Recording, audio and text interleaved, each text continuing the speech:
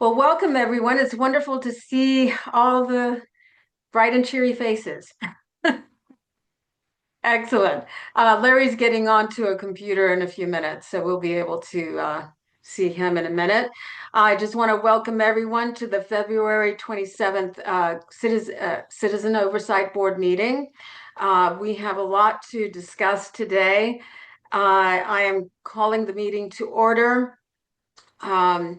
We have with us our guest, Chief Ron Tom.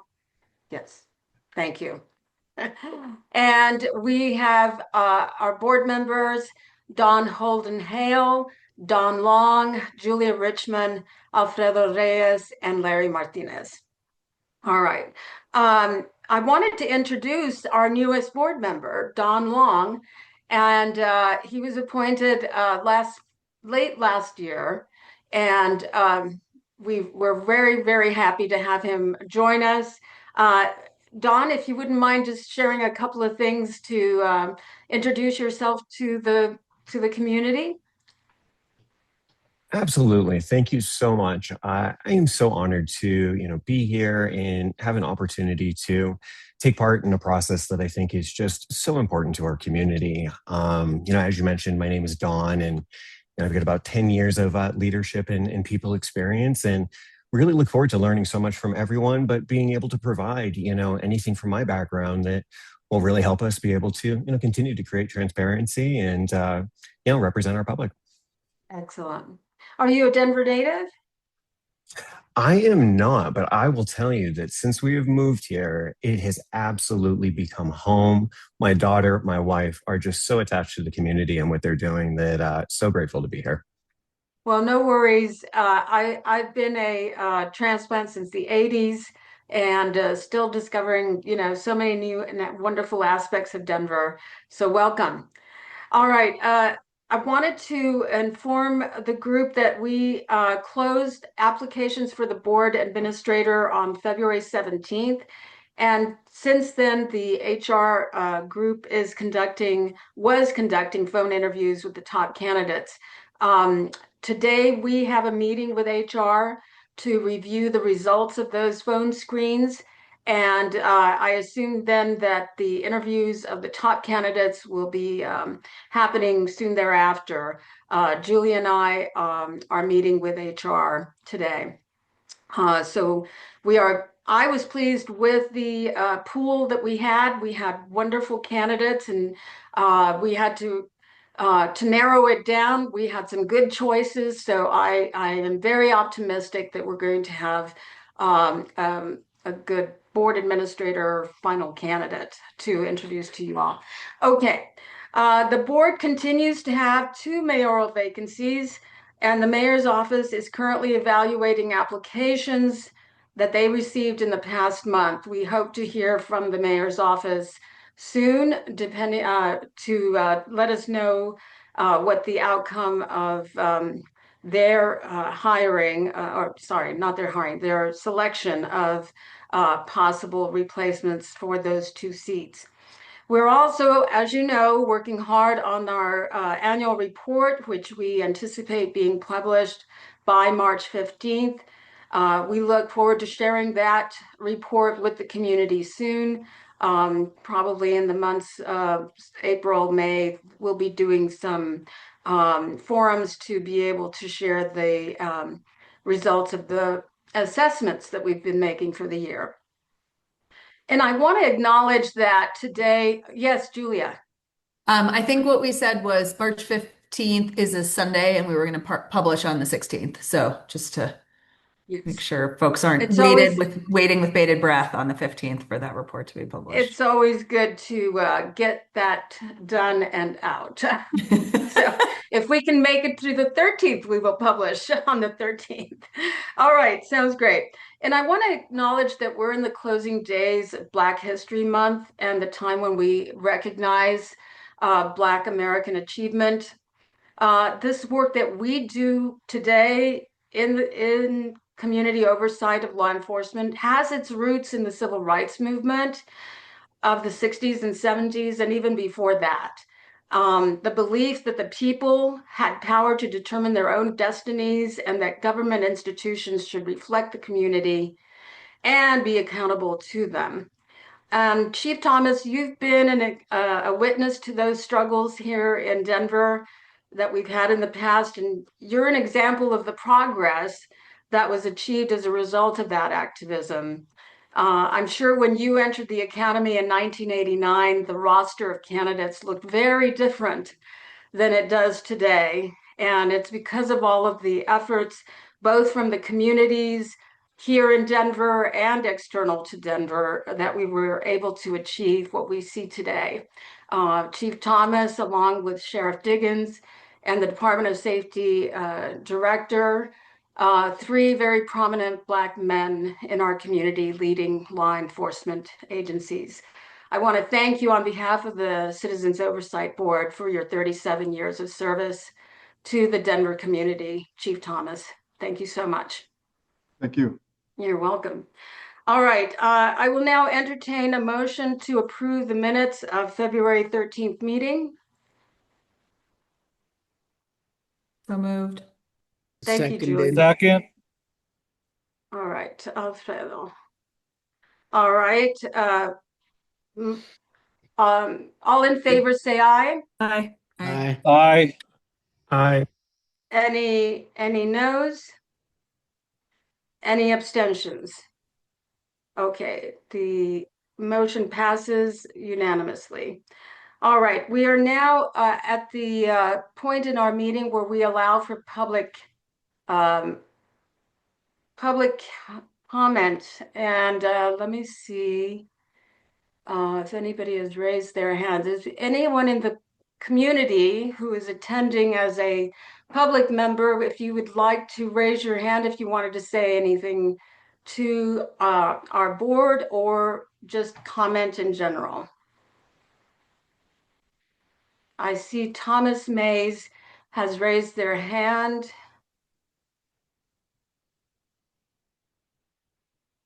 Me move. Yes, Mr. Mays, go ahead. Yes, I just wanted to commend the chief on the work that he's doing and just echo the community's gratefulness for the work that the Denver Police Department and the Denver Sheriff's Department has done and acknowledge Black History Month. They are credit to our community. Thank you. That's all I wanted to say. I just wanted to make sure he knows and you all know how much we appreciate the work they're doing. Well, thank you, Dr. Mays. Thank you very much. Anyone else, if you'd like to make any public statements or ask questions? Okay, very good. Oh, Marilyn Ackerman, yes.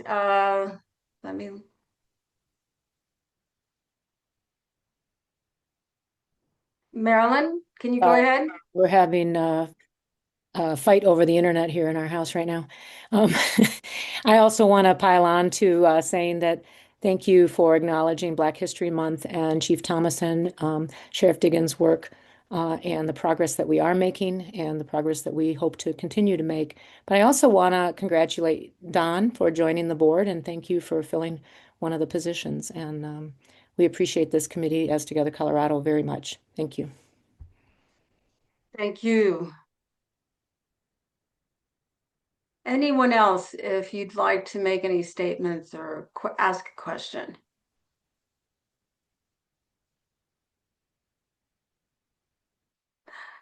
Thank you. All right, I'm going to go ahead and move on. Rafina? Yes. Excuse me, hang on one second. The gentleman who was on the last meeting is asking me to unmute him, but I do not see him in the attendee list. Okay.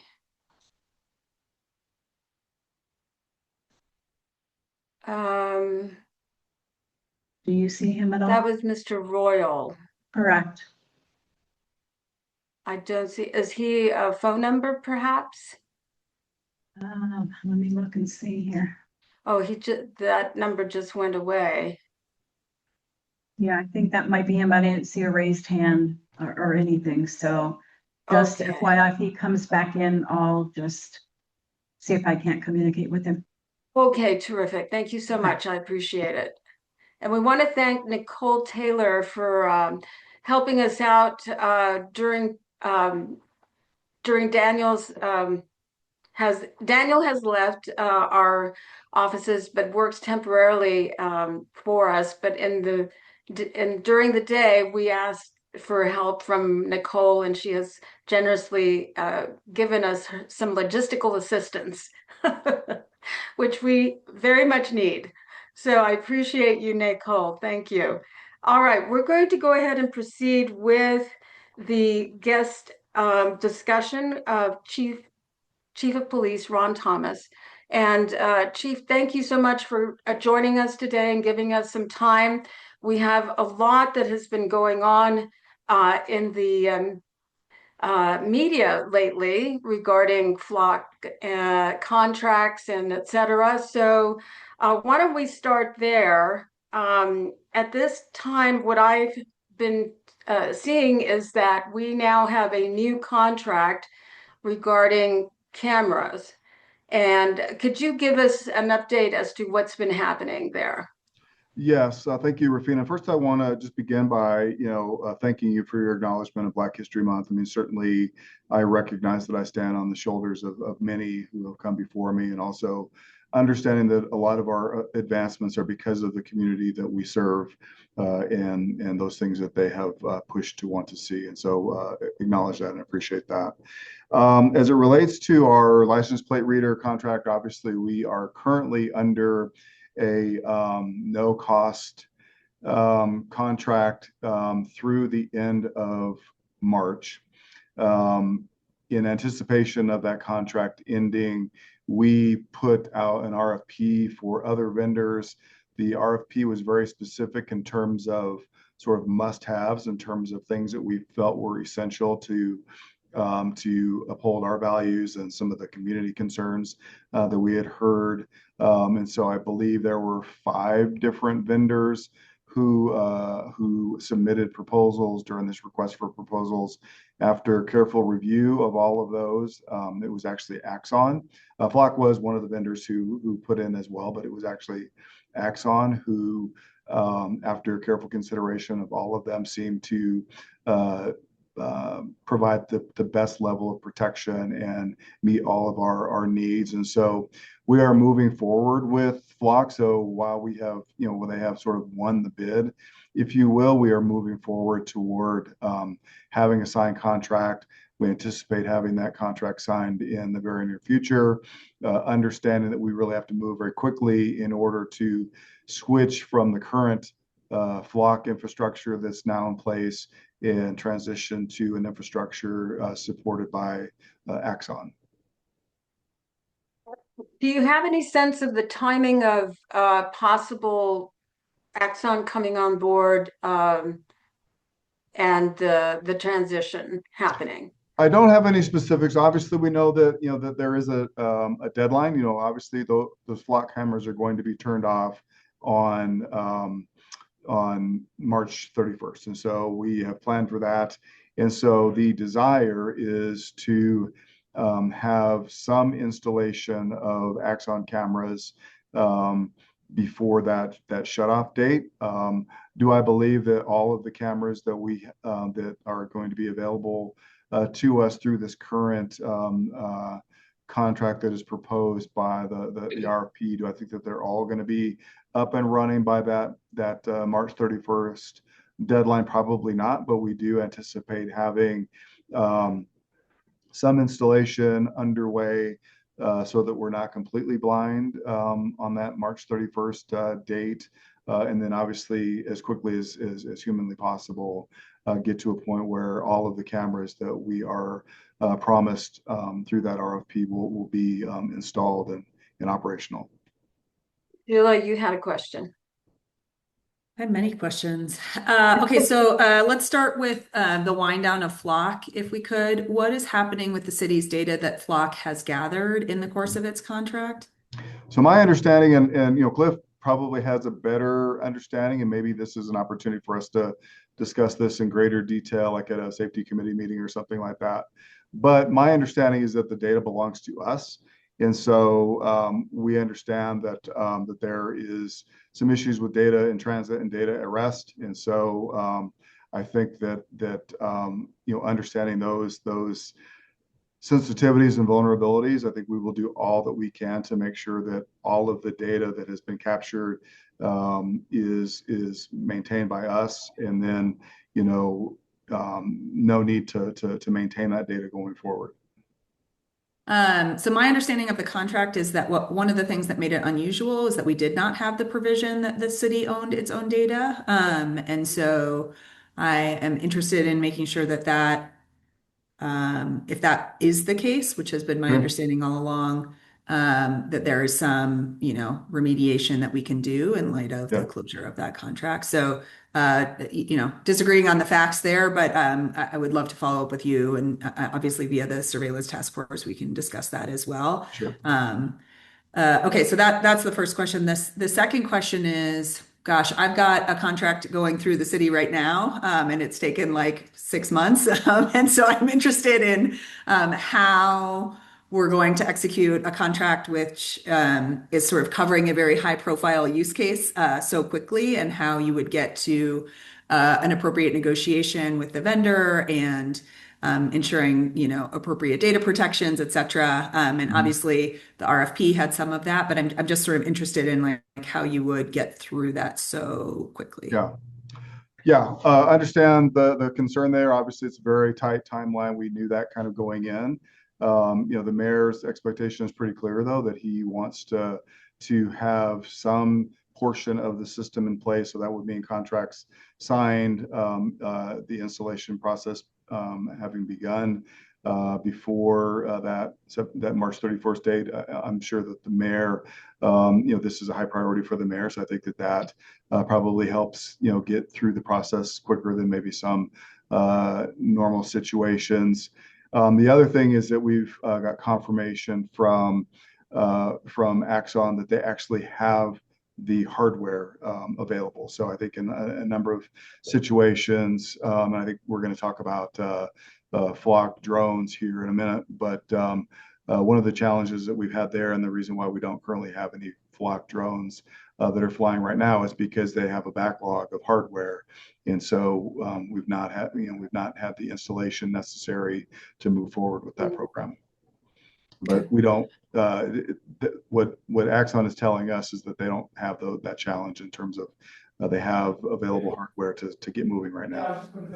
Okay, that's nice to get your contract started with the thing you're trying to buy in the first place. So another question. One of the concerns with Flock was that the city's data became part of this sort of national database. Axon is a giant, national corporation, multinational corporation. In some cases, they do provide services overseas. But, what protections do we have against sort of becoming part of a broader data set? Is that in the contract? Is that somewhere else? Can you talk to us a little bit about how this will function differently than the contract in the past? Yeah. So just a few talking points as it relates to Axon in particular. So their platform stores data on infrastructure that has earned FedRAMP authorization, which is the highest level of cloud security authorization. They have industry-leading protections against data breaches. We control our own data. That is made very clear. There is a built-in community transparency portal, apparently. So we'll be able to be very transparent. There is a tamper-proof audit trail for every single access. I think that's important. Cameras don't store data in the field, and so there's no issues, I think, with tampering with the device and being able to intercept that data at rest. Denver controls all legal requests for its data, and so I think that there are a number of upfront protections, I think, that help us better protect our data than the situation that we were previously in. Great. Music to my ears for sure. We use Axon for body-worn cameras in the city. Yes. We use Axon for tasers, and so it's certainly a vendor that you all have experience with. I have had experience with them in other contexts as well. Can you tell me a little bit about how the camera data from the traffic cams is going to integrate with other camera information from the body cams, or sort of like what's that sort of picture of integrated information that you're So going to yeah, it all uploads, and this is I think another beauty of the system is it seamlessly integrates with evidence.com, a platform that we are intimately familiar with, and so all of the data is uploaded to evidence.com, similar to our body cams, and so that allows for protection as well as access when necessary. Lastly, obviously the city is under significant budget constraints at this particular moment. And the installation of cameras at intersections can not only be helpful for the purposes of public safety, but for road maintenance, operations, incident detection, potholes, right? All of that. And so Yes. to what degree is the city going to think about sharing information across departments where those cameras are installed? Mhm. I don't know. I mean, that's not been part of discussions that I've been involved in, but certainly I think there's extreme value there, and so certainly happy to elevate those I think values to the larger group. Okay. And then lastly, unlike body cams and tasers, which are sort of a monopoly for Axon, there are other providers, but Axon is certainly the most well-known and well-regarded. Traffic cams and ALPR is almost a commodity service at this point. Like was literally with AT&T this week, and they said they're having a service that provides this. And so I would encourage us to sort of think about a contract that is not so tightly coupled between the body cams and the ALPRs, because that sort of mega contract may have advantages for the city, but it also might have price disadvantages over time because of how many companies are sort of in this space. So Yes. just a thought for the future that we're not sort of locked in. You got 5 bids Yes. in an RFP that was a couple weeks long, Yes. but I think there are lots of emerging and longstanding companies in this space. Yes, I think this current contract is going to be a 1-year contract, and so I think that allows us the opportunity to continue to learn, continue to see what advantages other providers may have, and maybe even additional safety precautions. Thanks. Other board members, do you have any questions regarding the camera contract?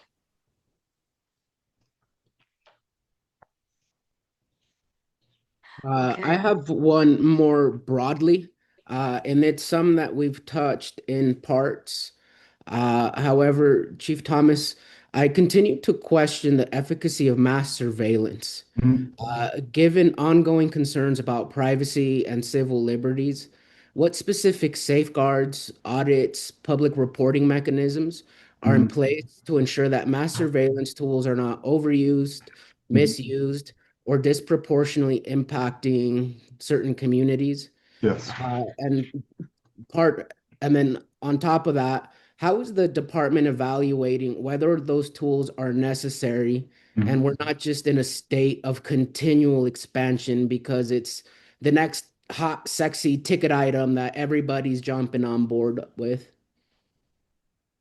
Yeah, appreciate that question. So obviously, as I mentioned earlier, there's some built-in community transparency. So there will be some transparency that the community can observe in terms of its use and what it's capturing.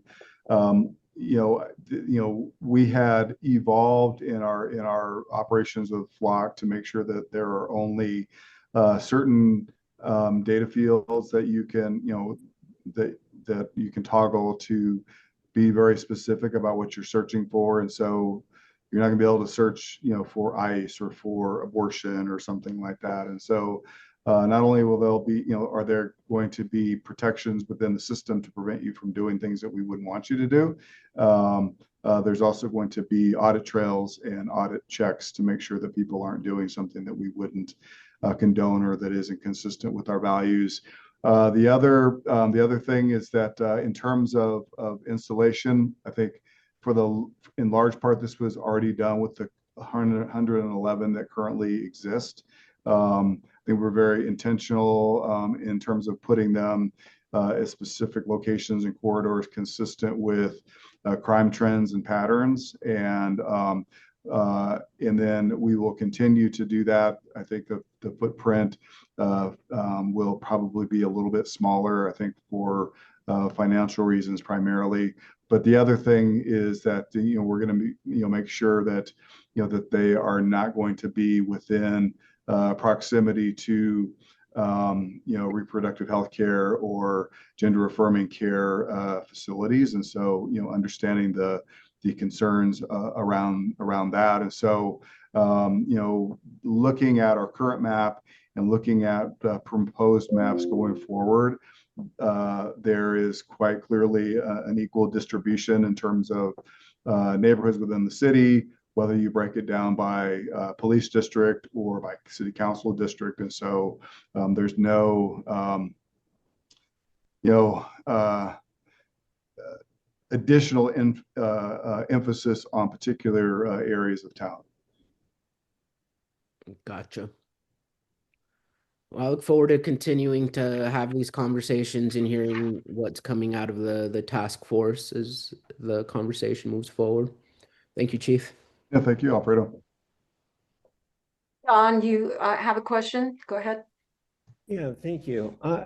Thinking about the contract and how we're transitioning over to a company that has many lanes of visibility when it comes to the overall surveillance, that's happening there. How are we going to ensure that the rule sets for each one of those different channels don't ultimately come together to give a very almost alarming amount of just data, to the new company? Like, who's going to be able to just ensure what's happening and how those rules are implemented through the different lanes that they're going to be using? Yeah, so we have a cyber unit and a commander who commands that particular unit that manages the contracts for both license plate readers, halo cameras, or body-worn cameras, and each of those contracts are separate and distinct. And the other sort of opt-out that we have in place in these contracts is that, as you are well aware, companies such as Axon, they iterate over time. They have upgrades over time, some of them that include like AI and things like that. And so there is a provision by which you just kind of opt into every advancement, and it just becomes part of your system, part of your ecosystem. And so we have opted out of that. And so, when there are new technological advancements that may provide advantage, even, we are going to evaluate that, probably have conversations with the task force, making sure that it is consistent with task force expectations, some of the mandates that are currently in place by the legislature and city council. And so I think we want to be very careful with things that we adopt to make sure that they are consistent with our values and community values as well. Thank you. All right, thank you.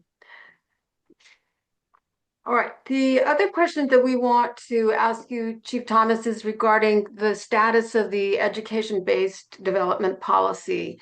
Yes. There have been some changes, I hear, that have been made to the policy. Yes. Where do we stand now?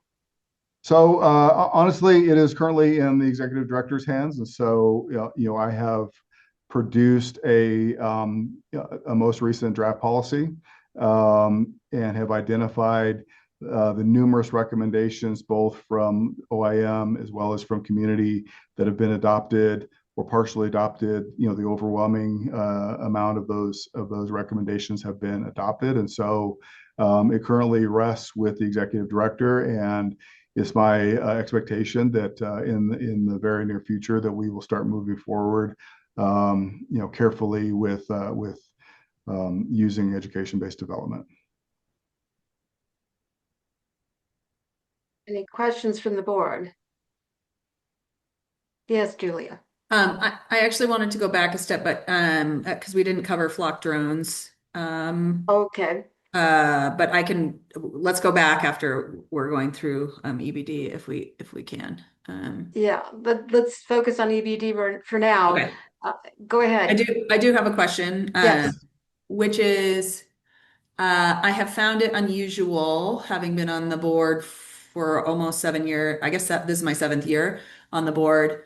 The amount of discipline or disciplinary orders that are coming from the police department, there were none in December and none in January. In my time on the board, I've never seen that happen. And so, as we think about EBD and like having better processes, in your words, like a faster process for sort of low level incidents. I am pretty concerned that we're actually not imposing discipline at all in the police department right now, and I'm wondering if you can provide perhaps more context. Okay, so we continue to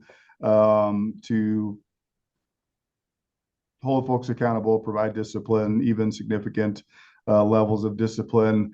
The reason why there has been a slowdown on the production of those letters is because, as you probably are aware, our compliance director is no longer.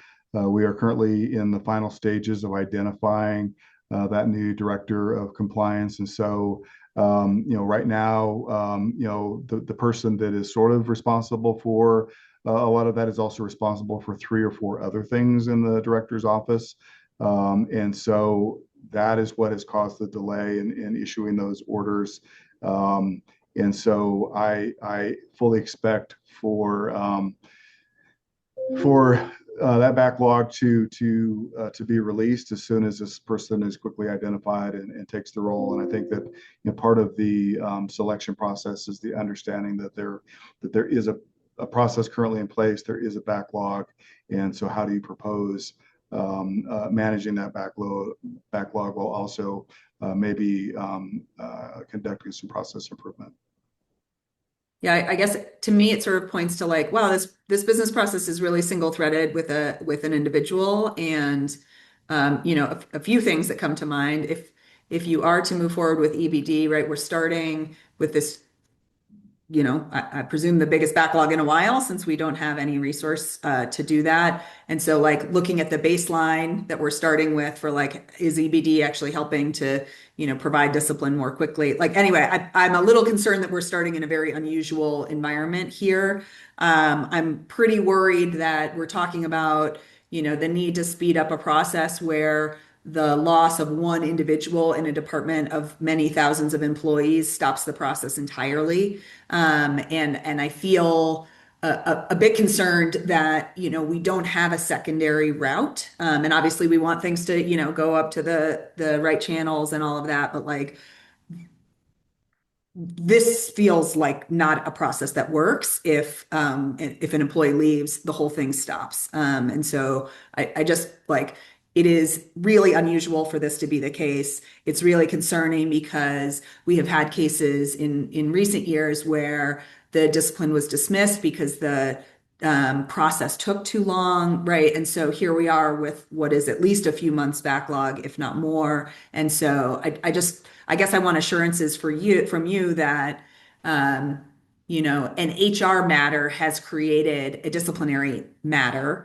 and a backlog, and sort of like what are you going to do about that once that employee sort of joins? And I hear what you're saying, part of the interview is we're asking them to tell us how we're going to deal with the backlog. But like, my concern is, in the past, employees have not been disciplined because of a backlog. And we're trying to solve this like speeding up discipline thing. But clearly there are some tremendous process gaps if, missing one employee creates the lack of discipline entirely. So I just welcome your thoughts to on yeah, I mean, legitimate concerns certainly, and I fully anticipate this person coming on and helping us develop a process that isn't entirely reliant on one individual. I do believe that we have, recognizing that that there are threats to us being able to hold people accountable to the degree that we feel is necessary. And I don't think that we're in that state now. But certainly that is what drives us to make sure that we don't fall into that position, because, you know, we want to hold people accountable to the degree that we believe is appropriate. And so, you know, that is why there's some urgency with identifying this individual and making sure that not only is this someone who can just fill a seat, but someone who can help us manage the backlog, as well as I think create some processes that I think prevent one person from having everything come to a screeching halt. Tamisha, you have a question? I guess it's more of a follow-on to that. So to me, it's begging that the issues with the process, and there should be some cross-duty training. So even with the onboarding of the new individual, are you going to identify another individual who can assist with that matter? And then you wouldn't have the issue where the process comes to a complete halt because of the person is leaving, or the person wants to go on vacation, or things like that. Mm-hmm. So Good just points. job redundancy. Yeah. Good points. I think that that's probably a better question for the executive director, since this all falls under the executive director, but I'm certain that these are things that are top of mind for him. And, you know, I think part of the thought process for selecting this individual and then moving forward with this individual being part of the development of how we move forward. Thank you. Julia, I have I know this is unusual, but I have a caller, and the reason I'm going to allow him to speak is that at the last meeting, we had some technical difficulties and he couldn't raise his hand. So we didn't know that he was trying to speak at the time. So he's been chatting with me. And so I want to go ahead and allow him to comment right now. And if I can hold on to your question for a second. This is Boyce Royal. Boyce, can you hear me? Yes. Okay. Yes. Can everyone hear? Yes, we can hear you, and you have 3 minutes to pose your question or make your statement. Excellent. Thank you so much. I wanted to piggyback off the recent question by the ma'am. I'm so sorry I don't remember your name as far as the disciplinary action. I'll be Julia very quick. Richmond. Julia Richmond. Perfect. Yeah, Thank you. I've got 2.5 minutes, so I'll be very quick. So about 4 weeks ago at 10:30 at night, I was driving home after a long day of work, and I witnessed about 20 plus Denver police officers arrest 2 people at this corner of 14th and Broadway. My reason for calling it today is I've posed concerns on several different platforms to several different people, and there hasn't been any follow-up or assistance. And so that's why I tried to be on the call 2 weeks ago, and that did not help either. So there are citizens that are witnessing horrible atrocities. There should be disciplinary action taking place, but we are being silenced. If anybody would like to know more about this, whether you're on the board or you're a concerned citizen or you're part of law enforcement, feel free to reach out to me. My email is my first and last name at Gmail, boyceroyal@gmail.com.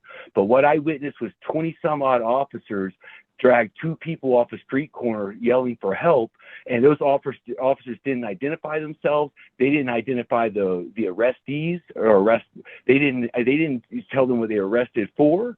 And apparently this was for an offense that happened hours prior to.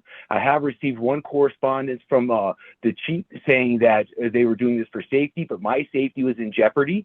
I was at the middle of an intersection in my car and could not move for multiple minutes. I was being mocked and ignored by the officers, and it's a real thing, and it's not being addressed. And it's not because people aren't speaking, it's because people aren't listening. Thank you so much, Mr. Royal. He and I had a conversation after the last meeting, and I did suggest that the complaint form be filled out and sent to us. So we would love to hear all of the facts that you're stating, Mr. Royal, and if you could send us that information, we can proceed to start to address it. Are you muted? Is he muted? Can you respond, Mr. Royal? Yes, thank you. I was muted once again, but yes, I will drop that forum off, and I appreciate the time and everyone's attention. Thank you. You're welcome, and we look forward to hearing from you. Thank you. I don't know why this mutes automatically. All right. But anyway, that was part of the technical difficulties we were having last meeting. So I apologize to Mr. Royal that he's been through a great deal of challenges with our system. And there you are. Thank you. Thank you, Chief Thomas, for allowing me to bring in that other conversation. Julia, go ahead. Thanks. So following back up on sort of the backlog question, I'm interested, Chief Thomas, if you could talk a little bit about how many cases are sort of backlogged as a result of this gap. I don't know the number. It's not a small number. I think it's fair to say, obviously we hold conduct review meetings on a weekly basis. And so there are typically 1 to 3 cases that are discussed. There are cases where we impose discipline, which then I think starts the process for which those discipline orders are issued. And so I don't know what the exact number is, but it is not a small number in terms of the folks that we are still intending to impose discipline on. Chief Thomas, so this situation has probably happened before. Did we see the same situation where we just waited for someone to come on board and then catch up, or did we ever catch up? What is the plan moving forward so that we don't have this continual backlog issue if the person who's responsible isn't there? Isn't there an alternative to this? Or yeah, so I mean, all legitimate questions. I will say that that the person that had been doing this for us in the past had been doing it for, I would imagine, 6 or 8 years. So not in my memory have we been in the situation before where there's not someone to conduct this particular service. Again, recognizing the challenge, there is sort of a secondary backstop of their work continues as well, which I think creates challenges. And so that is certainly something that we as the Department of Safety in whole need to create a solve for. And so I know that is part of the selection process. I know that is part of the onboarding process. And the process moving forward with the individual that is selected is making sure that we have provisions in place to make sure that that just one HR situation doesn't cause the entire system to come to a screeching halt. Alfredo. I'd like to follow up on a point that Julia brought up, Chief, around getting concrete assurances from you that the delays in hiring and the backlog aren't then in a couple years or a couple months going to lead to cases being dismissed because of how long it took to issue discipline. Yeah, and so so that has happened, once or twice in recent memory. We're aware of that. We are aware of the clocks that got started that that we weren't able to meet those imposed deadlines. So as I understand the process now, the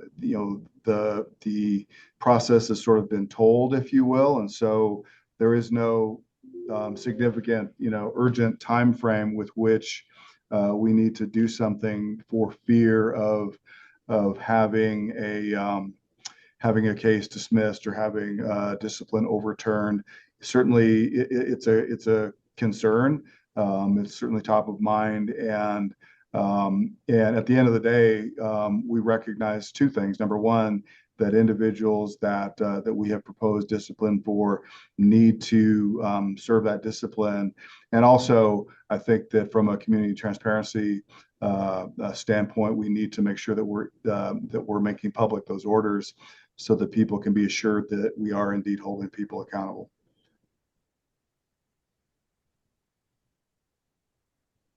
Just to follow up on that, safe to say that the time frame for discipline to be imposed is not a mitigating factor for the discipline itself? No, no, no, that's not even called out in the disciplinary handbook. Okay, so when it happened in the past, that was probably not in accordance with policy? Well, I think it was. I think there were time frames with which, you know, we had initiated a process which then started a clock for when we needed to complete that process. And so, as I understand the process, which is not something, is something that emanates out of the safety director's office. My understanding is that we have not initiated a clock, that we would be in jeopardy of not completing the end of that process before the bell tolls. And so, so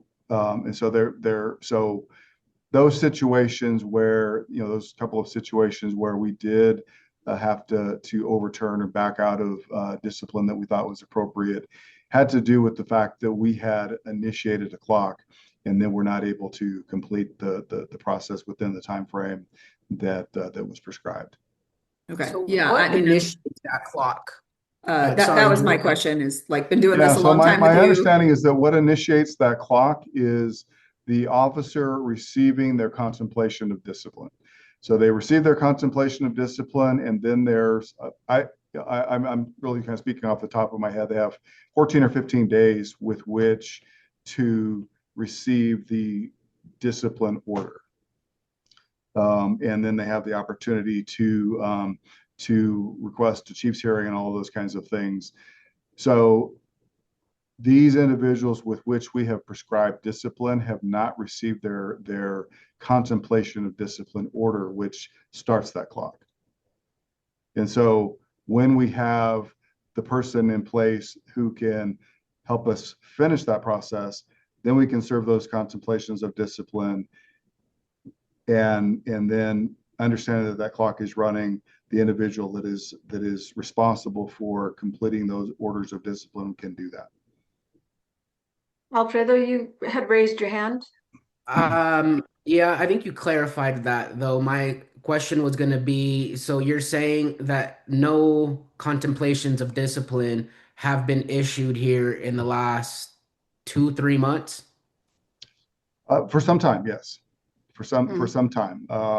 With, it didn't begin immediately upon that person's departure, but as soon as we saw the threat of backlog is when we stopped issuing those contemplation of disciplines, which then again starts that clock and puts the onus on that person that has multiple duties to complete the process. So just for clarification then, Chief, if I'm an officer and I haven't received that contemplation of discipline, right now there's nothing that's happening to me, right? I'm continuing to serve in my capacity, and until that contemplation of discipline comes to my attention, there's not any repercussion, consequence, or anything like that. Yes, with aside from the fact that let's say what your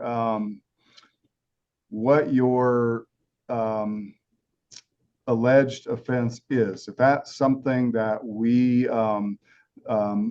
believe warrants you being pulled from your assignment, either sent home or placed in some offline assignment. If we feel like the situation is that serious, we will do that, and they will remain in that position until that contemplation of discipline order is served and the process is completed. And then once that process is completed, then they serve their discipline. Individuals that have lower levels of infractions that are being contemplated, where we didn't feel that there was a necessity to remove them from whatever their assignment was, they still remain in their assignments until they receive that contemplation of discipline order that suggests that they are to serve a 2-day fine or a 4 to 6 day suspension, something like that. Okay, Alfredo? So just for the sake of transparency, Chief, given that over the last couple months we haven't seen any of those discipline orders come through because of this administrative limbo that we're in because of the hiring gap, would you be able to share what cases are there that are pending that would have been issued, without any specifics that would trigger the clock, just so that we know what is in the pipeline? Yeah, I can look into that and see if that's something I can share. And Chief, could we add to that just if there were any that were where the clock was started and we missed the opportunity Yeah, in terms of I can contemplations of discipline? certainly can share that. I don't believe that has been the case, but if it was, certainly open to being transparent about that. Thank you. I think it was Dawn and then Julia. Thank you. Chief, you mentioned when it came to severity of, an incident that, depending on how you felt in that moment would really dictate what the next course of action would be. Is there guidelines that are in place or a standard that's there so that it's not individually subjective? I don't know that there are any, well, certainly no written guidelines for the most part. I mean, obviously, if someone is convicted of a crime, if they're convicted of, I mean, not convicted, if they are accused of a felony, then they are placed at home without pay. If they are accused of a lower level crime, then they aren't sent home without pay. They may be sent home with pay.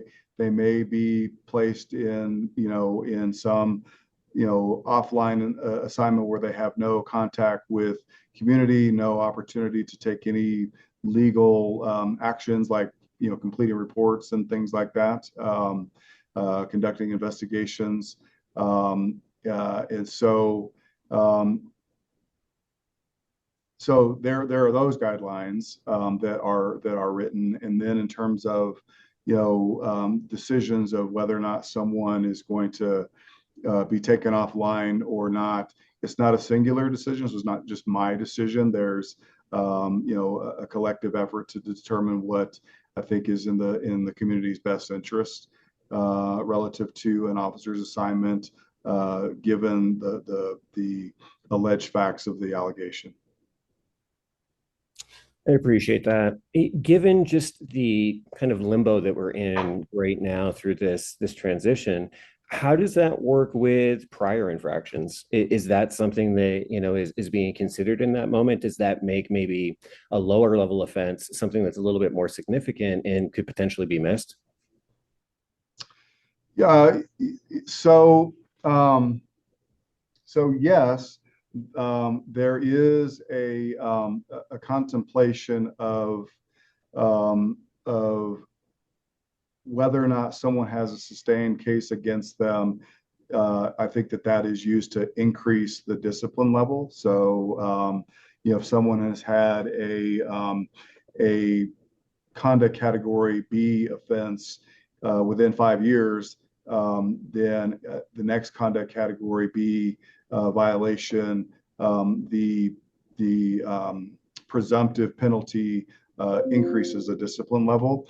And I think while certainly there is a pause on a sustained case being considered in that because it's not currently considered a sustained case because it's not been completed, the fact that time frame expands 5 years, I think protects us from someone not being, I think we still are able to use progressive discipline in those situations. Thank you. I appreciate it. Julia?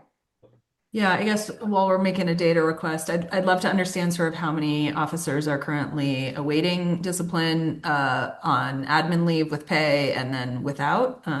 So I think just really understanding the financial implications of that delay are helpful. Okay. Okay, any other questions regarding the backlog situation, discipline orders not being issued? Oh, Julia, go ahead. Or did you just not lower the Oh, the hand didn't go down. Okay, great. All right, let's ask, I'd like to ask you now about the Use of Force Review Board. How many new community members have been added? Yes. In 2025, we added one new member. I think that we vetted another one or two, but didn't include them. So we just added one in 2025. Already in 2026, we have added two and are in the process of vetting a third. And so hoping in the very near future, we will have three additional members as part of this board. And what would be the total community membership? Could it exceed 3? Can it go to 5? What is the number? I think so. I mean, currently, I don't know that there is any. I don't know that there's any cap per se. I think right now we would be, I think, at 5 or 6 if that third member this year comes on board. And I think the only challenge I think with having either too few or too many is either not keeping them engaged at all because so much time elapses between the time that we re-engage them to take part in board discussions versus I think a legitimate concern of this body, which is using the same person over and over and over again. And so I think that, happy to hear from this body the comfort level as it relates to having 5 individuals that can cycle through, which I think would keep them relatively engaged without burning anyone out. Would those individuals be named, or is that something that is kept confidential? I mean, I don't know the specific answers to that question. I really don't have any reason to keep those names secret. I don't know what the board rules are as it relates to that. I mean, obviously, these individuals sit, in the room with, the OIM staff as they're contemplating these force cases. I don't know how important it is to keep their identities a secret. Well, if you could share those names, that would be helpful. And yeah, I don't know if we could know more than just their names, if there was anything about their backgrounds that would be helpful to know about them. Okay, I think Julia was first and then Larry. Go ahead. Go ahead, Larry.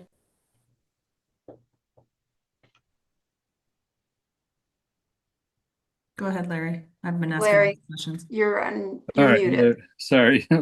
Also, Chief, could you tell us just generally how they're chosen? Mm-hmm.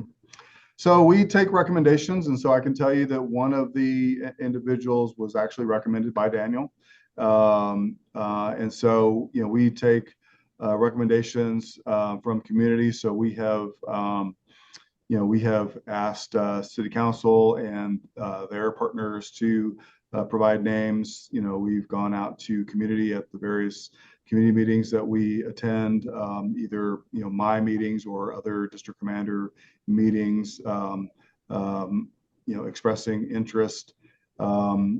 Often there are people that make inquiries in terms of workload and expectations and compensation and things like that. And so I think that while we do a lot of outreach, I think the takers become slim. And who's on that committee to select? So right now, I know that the people that are part of the selection process are the other law enforcement members of the Use of Force Board, and I believe one of the civilian members of the Use of Force Board are part of those interview processes. And if I recall correctly, I think that OIM was a part of those interview processes as well. Looks like Liz has Julia. her hand up. Maybe we go to Liz first. All right, Liz. Yes, I've been through 2 interviews recently.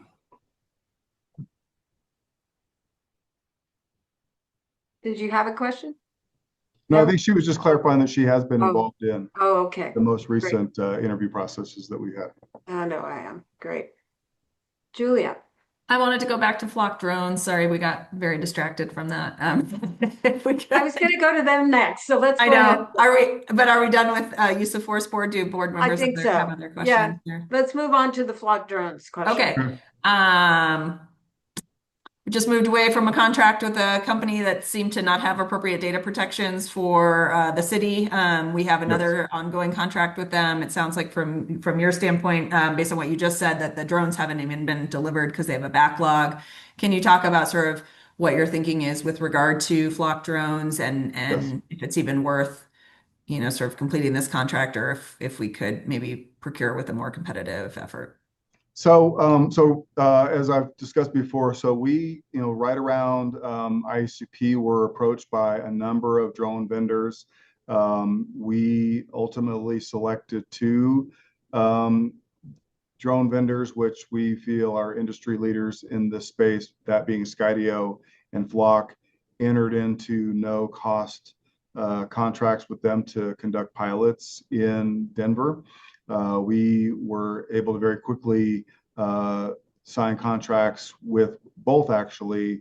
Skydio was actually able to conduct installation and begin flights very quickly, and so we currently are conducting Skydio drone flights using that pilot. Again, Flock has been slow to produce the hardware, and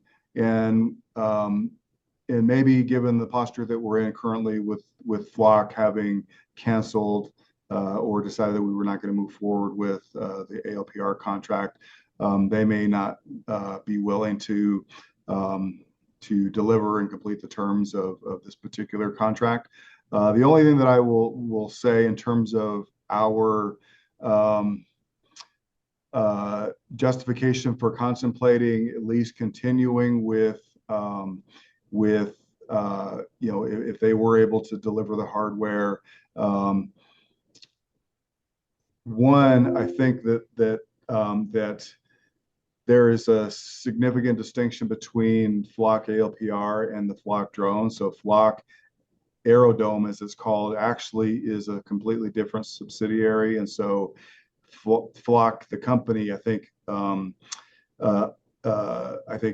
adopted Aerodome, which was I don't even remember who owned Aerodome previously, but they acquired that company. So there is a distinction. So there is no direct tie between ALPRs and drones. They don't talk to each other. They don't share data. They don't share systems at all. And so, certainly we'll have to, evaluate whether or not it's prudent to move forward with that company at all. But we do think that there is value in evaluating other companies aside from Skydio, just to make sure that we are moving forward with the company that provides us protections, but also significant cost benefit as it relates to I think the benefits that we think drones will provide us.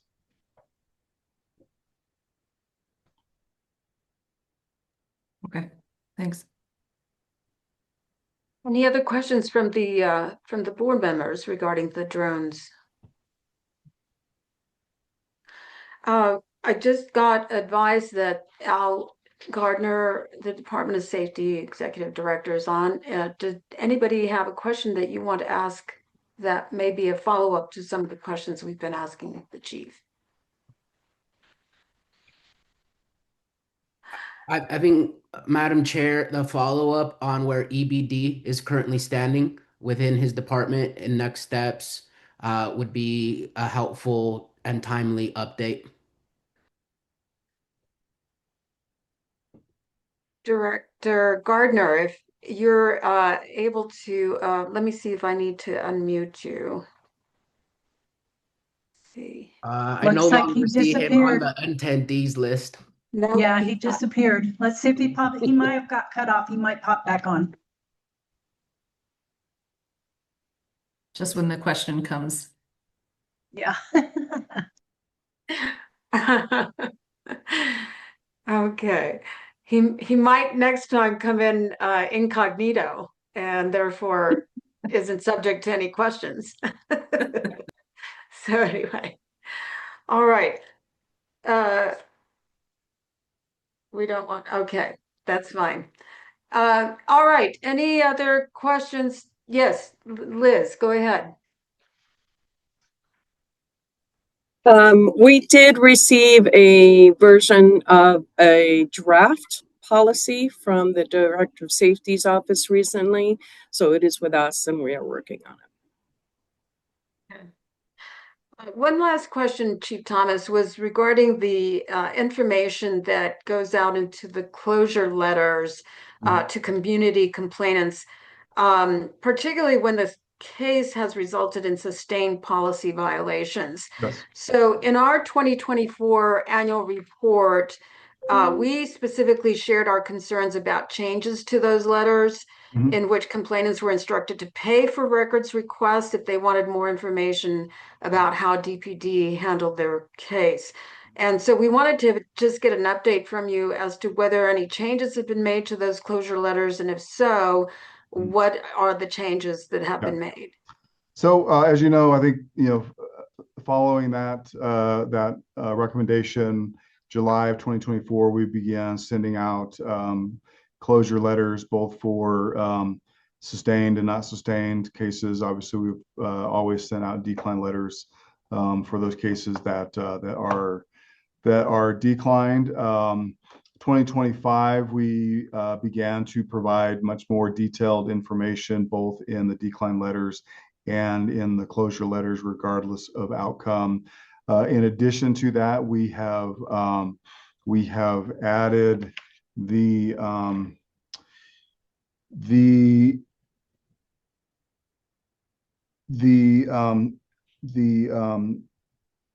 disciplinary order from the Director of Safety's office to that, which provides much more context as it relates to the analysis of how we came to the disciplinary decision. What still remains is the recommendation that if they want more than what they have already been, the two additional things that we have included now in those disciplinary orders, that what they can request is the review and findings. And so that is all of the review and findings that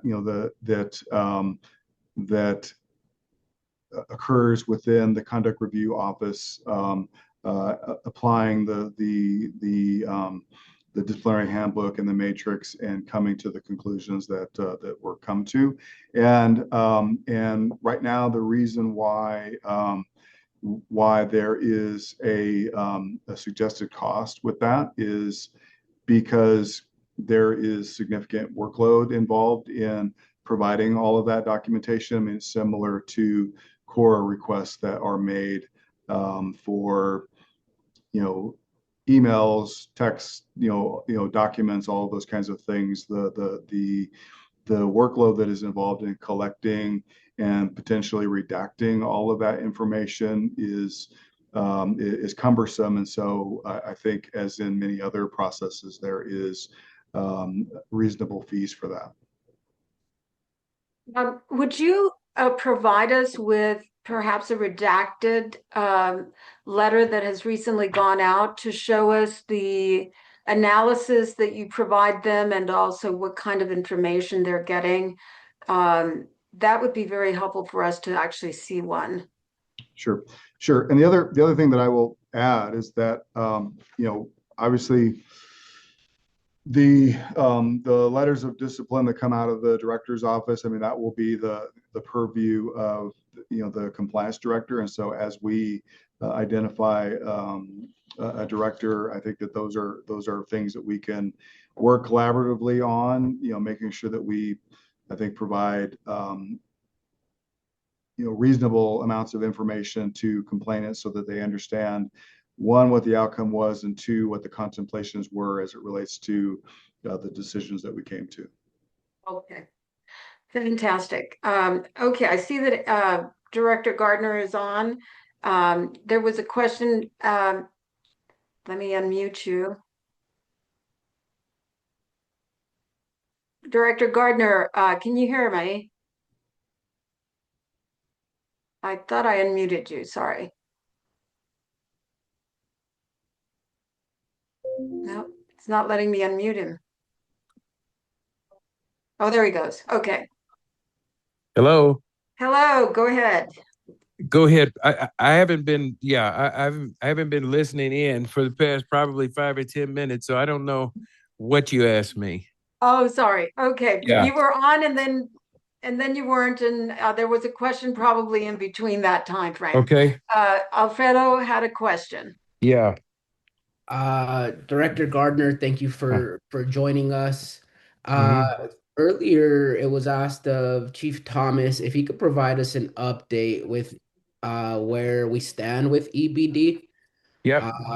And just to preface that with, as a board, we still stand pretty firmly against EBD. Yep. In light of the rollout and everything that's happened in between. So if you could please provide us with an update on where it is and next steps. Sure. Thank you for the question. Yeah. So where we stand is, as I sent it to, I'm sorry, let me pull over. I'm driving. I'm actually not. I was letting it play in the background. It was on another call. So hold on one second. Director, I've I let didn't them know expect to that be on here. you Go ahead. forwarded it to us. Yes. So waiting to get back feedback from Monitor Castle, of course. Taking the rest of the feedback we have. And actually, like I said, I think the last time I was on, I absolutely intend to get this rolled out probably the 1st of April.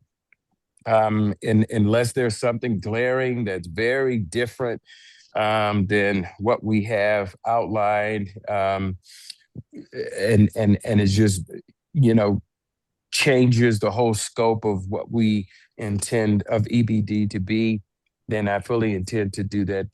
We're at the end of February already, so hopefully by the end of this quarter, that is the intent. I have had communication with the police union as well, and let them know what my plans are in terms of nothing different than what I've told this group in terms of looking at a much smaller group of infractions than was initially proposed. But right now, that's the intent there. And just to clarify, the mayor is fully on board with this rollout for April 1st. In light of everything that's happened, you have the blessing of the mayor to move forward with the policy.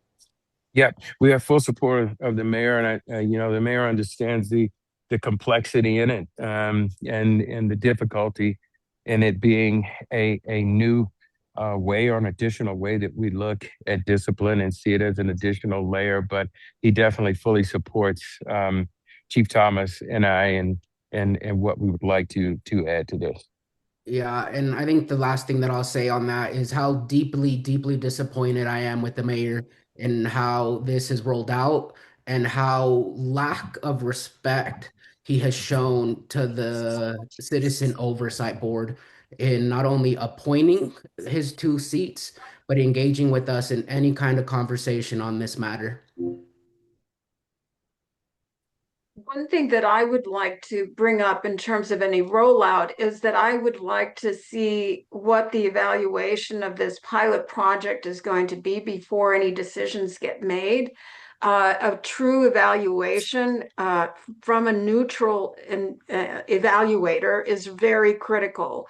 What data, how data is going to be collected, what is the criteria for success, those kinds of factors before rollout, Director Gardner, should really be determined.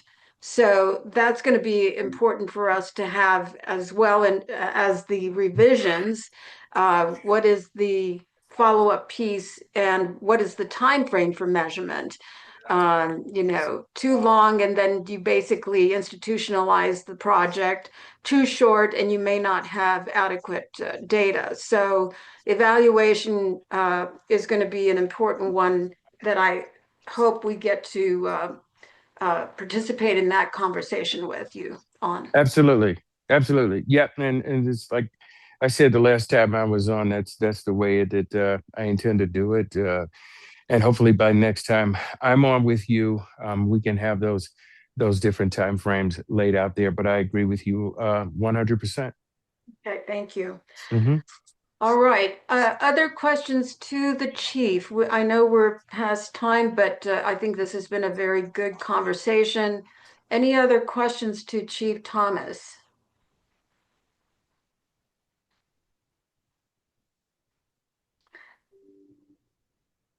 All right. I think we had a good conversation. Thank you, Chief Thomas, for joining us today and sharing that information. Things are very much, in flux right now with a number of things. So we may still have questions that aren't in the board meeting, but hopefully things are in good shape here. All right. Thank you very much. And now I do have some time for the independent monitor to just give us a quick update on a couple of things. A lot of the things on my list have been covered. EBD, as I stated, the Department of Safety has sent us a draft, and we are currently working on that and engaging with them for some additional documentation and information. So we will work on it diligently, but need to take the time to do a proper and thorough analysis. We are currently working on finalizing our 2025 annual report per ordinance. We publish our annual report on or prior to March 15th. We will have that information for the community and publish that here soon. Like I said, either on March 15th or prior. Let's see. I did want to acknowledge Sheriff Diggins last night received an award from the Urban Spectrum Struggle of Love for recognition of African Americans who have made a difference. There were several speakers that commended the sheriff, and he and his family were present. It was a very nice award ceremony. There were other, also there was another recipient who was a past deputy from the sheriff's department who was there for quite some time and is now leading an equity office in the city. There is upcoming on March 23rd, a Black Roundtable presentation forum. Black Roundtable has partnered with the Department of Safety for an all-day forum. Many leaders, all of our safety leaders, I believe the mayor, the AG, I encourage folks that if they're interested to go to Black Roundtable website, and we'll be speaking on safety in Denver, safe streets and safe neighborhoods. Again, this is on March 23rd from 8 to 5. I will be there as well and be on one or more panels. Let's see. We talked about Flock, annual report. We also, as part of the budget, the 2026 budget, we were granted permission to fill a new monitor position, create a new monitor position. That position will begin as of June 1st. So the city hiring process takes quite a while. So we are looking forward to that, and hopefully we'll be putting something out mid-March to end of March in terms of the position and accepting applicants. Liz, how many monitors? So this would be an additional position, not one that you're filling from backfill. This is a new That's position. correct. And this That's is a correct. full-time position. Yes, it is. And how So many monitors would you now have? that would put us at 6 as opposed to 5. Yes, that would put us at 6. Great. Okay, perfect. Fabulous. Questions That's to all. the monitor? Okay, very good. All right. I would entertain, if there be no further business from the board, I will entertain a motion to adjourn. Do we feel we need an executive session? Because we talked a lot last time in executive session. Do we need an executive session today?